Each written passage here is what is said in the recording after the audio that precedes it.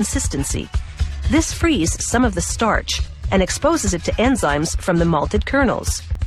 Those enzymes convert the starch to sugar. They'll use some of this ground corn to make a big batch of yeast.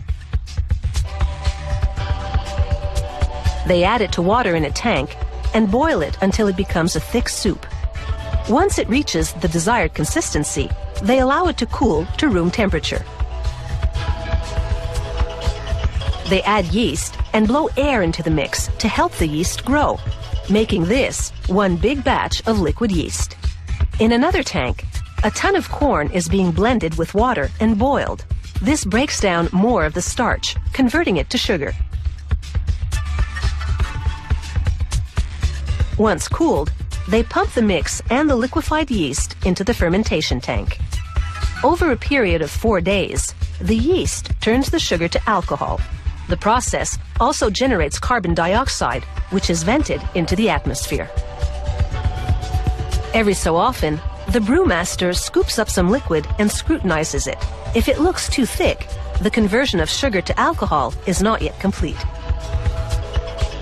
But when the viscosity is just right, they pump the batch into a big copper still.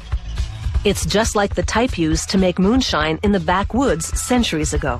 They heat it to 82 degrees Celsius. At that temperature, alcohol will boil, but water will not. As the alcohol boils off the mix, it's recovered through a condenser. The recovered liquid is 80% alcohol. Talk about a stiff drink. So they add water to cut it down to about 50%, and then it's ready to bottle. To make a darker whiskey, they steep it with what looks like a big tea bag. It's actually wood chips wrapped in cheesecloth.